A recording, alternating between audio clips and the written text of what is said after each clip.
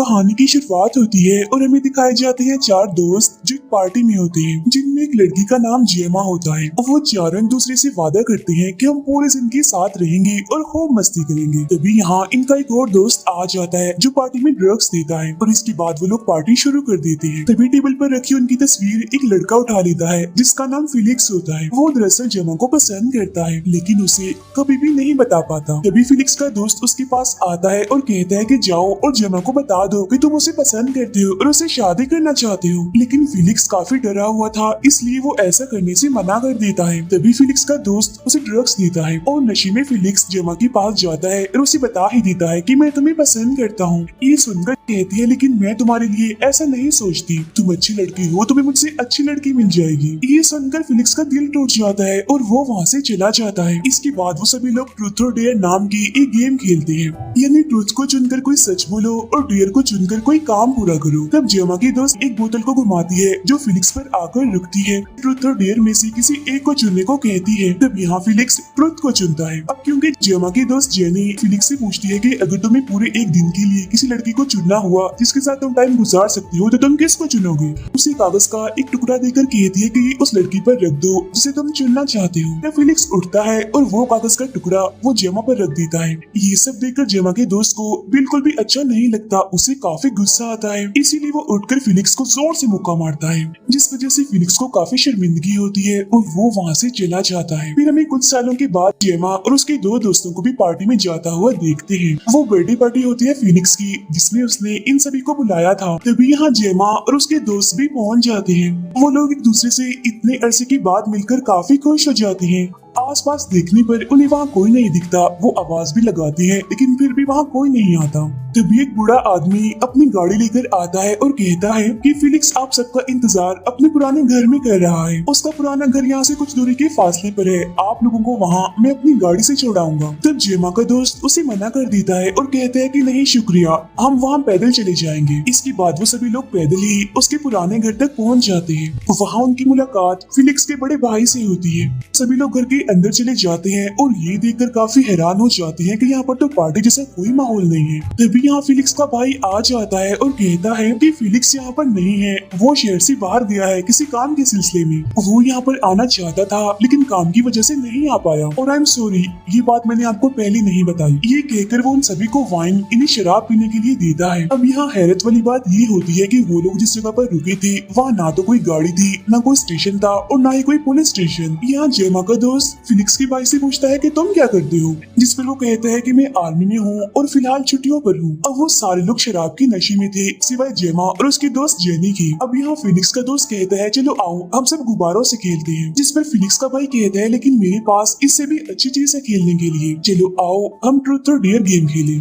तब फिलिक्स का भाई बोतल घुमाता है जो जेनी पर आकर रुकती है और वो ट्रूथ और डेयर में से डेयर को चुनती है, जिस पर उसे जेमा के गले लगने का डेयर दिया जाता है और वो अपना डेयर पूरा कर भी लेती है। बोतल फिर से घुमाई जाती है और इस बार बोतल जेमा पर आकर रुकती है और वो ट्रूथ चुनती है, जिस पर उसका दोस्त उससे पूछता है क्या तुम मुझसे शादी करोगी, जिस पर जेमा मना कर देती है। ये बात फिलिक्स का भाई बोतल फिर से घुमाता है और अब की बार बोतल उसके खुद की तरफ रुकती है। वो ट्रूथ लेता है और कहता है कि मेरा भाई फिलिक्स शहर से बाहर नहीं है, असल बात ये है कि उसने खुदकुशी कर ली है। अब उसकी इस बात पर किसी को भी यकीन नहीं आता और वो फिलिक्स के भाई को कहते हैं मजाक मत करो, जिस पर फिलिक्स का भाई कहता है कि मैं कोई मजाक नहीं कर रहा, उसने इसी घर में लटक कर अपनी जान ले ली और हमारी फैमिली में खुदकुशी करना शर्मिंदगी माना जाता है। यही वजह है कि हमने किसी को भी नहीं बताया कि फिलिक्स खुदकुशी करके मर चुका है। ये सुनकर जेमा का दोस्त उससे पूछता है कि अगर फिलिक्स मर चुका है तो तुमने हमें यहाँ क्यों बुलाया, जिस पर फिलिक्स का भाई कहता है क्योंकि मैं सच्चाई जानना चाहता हूँ कि आखिर उस रात क्या हुआ था जब तुम सब लोग ट्रूथ और डेयर गेम खेल रहे थे। यानी 2 साल पहले जो पार्टी हुई थी उसमें कुछ हुआ था। ये कहते हुए वही कागज निकालता है और कहता है कि तुम में से किसने फिलिक्स को ये कागज भेजा था, ये उसकी जेब में से मिला था। इस कागज पर मेरे भाई फिलिक्स के लिए बहुत गंदे और गलत अल्फाज लिखे हुए हैं और इसी वजह से ही उसने खुदकुशी की थी। कागज पर ये भी लिखा था कि ट्रूथ और डेयर गेम बकवास है। ये सारी बातें सुनकर जेमा का दोस्त कहता है कि मुझे तो कुछ समझ नहीं आ रही, मैं यहाँ से जा रहा हूँ। लेकिन तभी फिलिक्स का भाई उसका रास्ता रोके खड़ा हो जाता है और कहता है कि तुम लोग यहाँ से कहीं नहीं जा सकते। ये कहकर वो उस पर हमला कर देता है और जान से मार डालता है।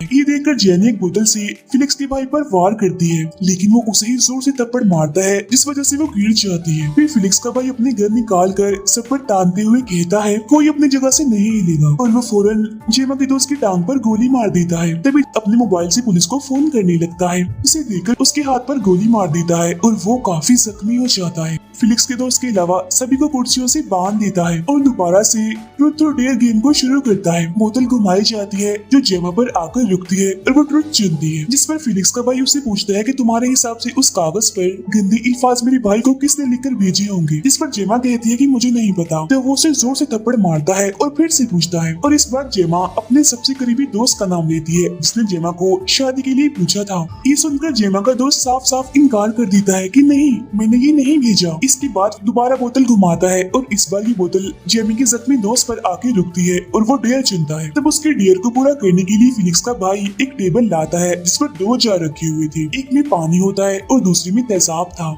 जेमा को नीचे लटा देता है और उसके मुंह में एक पाइप लगा देता है। फिर वो जेमा के दोस्त को कहता है कि दोनों जार में से एक को चुनो। एक जार को चुनता है जिसमें पानी था और जेमा की जान बच जाती है।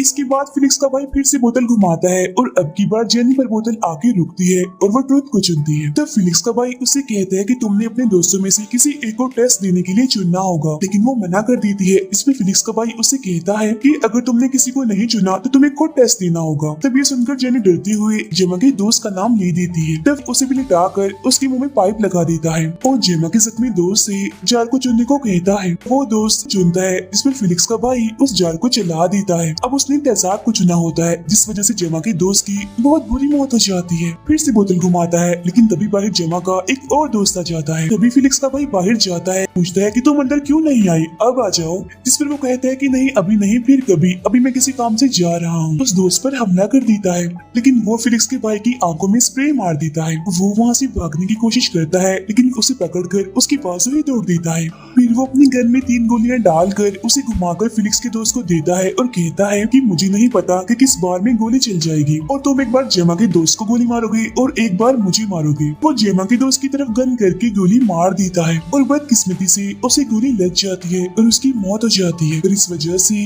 वो काफी घबरा चुका था, लेकिन ये देखकर फिलिक्स का भाई उस पर हंसता है। अंदर जेमा अपने हाथ खोल लेती है और वहाँ से भाग जाती है। उसे घर में आ जाती है जहाँ वो पहले रुके थे। वो घर के अंदर जाकर मदद मांगती है लेकिन वहाँ पर कोई नहीं होता। ऊपर जाकर वो देखती है कि फिलिक्स अभी जिंदा है, बस वो बेड पर है क्योंकि उसे लकवा हो गया है जिससे वो बस अपनी आंखें घुमा सकता है और एक उंगली हिला सकता है। जेमा उसे कहती है तुम्हें सब देखकर मजा आ रहा होगा है ना। दरअसल फिलिक्स का भाई इन सब लोगों को जहाँ मार रहा था वहाँ कैमरे लगे हुए थे जिनके जरिए फिलिक्स यहाँ पर देख रहा था। पूछती है कि फोन कहाँ है। अब क्योंकि फिलिक्स उसे पसंद करता था इसीलिए वो उसे बता ही देता है, लेकिन इसका कोई फायदा नहीं था क्योंकि सारे कनेक्शंस कटे हुए थे। जेमा इस वजह से काफी दुखी हो जाती है। वो फिलिक्स के पास जाकर उसे कुछ सवाल करती है जहाँ उसे पता चलता है कि फिलिक्स की ऐसी हालत खुदकुशी की वजह से नहीं बल्कि उसके भाई की वजह से हुई है।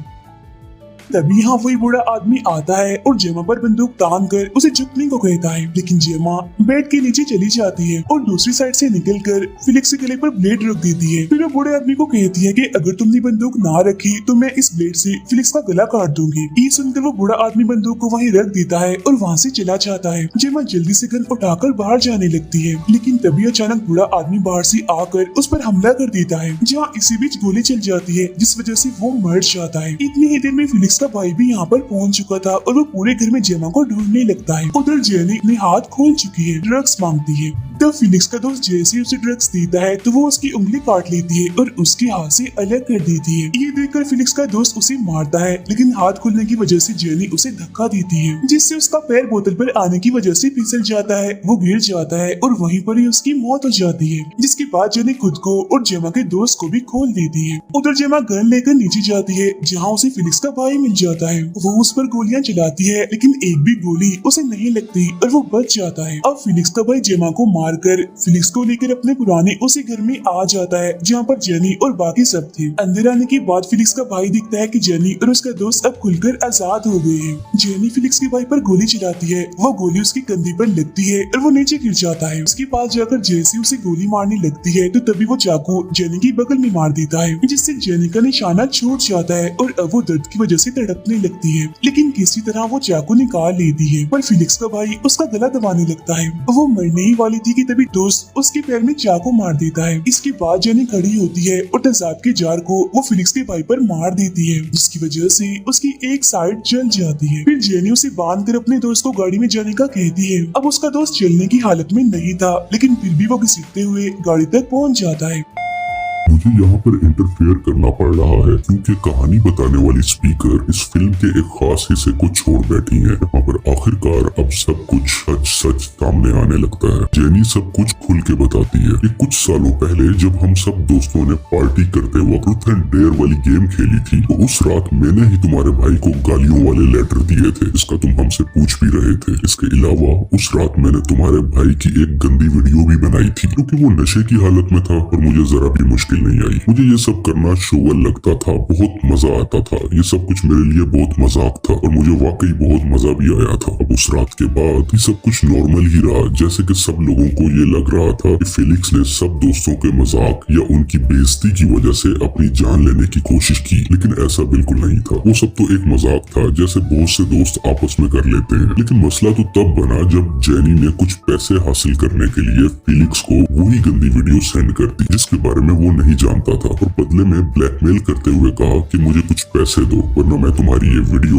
इंटरनेट पे डाल दूंगी और तुम्हारे भाई को भी सेंड कर दूंगी। तो इसी वजह से फेलिक्स ने खुद को मारने की कोशिश की, क्योंकि वो एक अमीर और मशहूर फैमिली से था। वो नहीं चाहता था कि उसके बारे में ये बात उसके भाई को पता चले। अपने भाई से काफी डरता था और नहीं चाहता था कि लोग उसके बारे में कुछ बुरा सोचे। इसका भाई इस मुश्किल वक्त में भी फेलिक्स को गुस्से में देखता है कि जैसे तुमने हमारे खानदान का नाम ही मिट्टी में मिला दिया हो।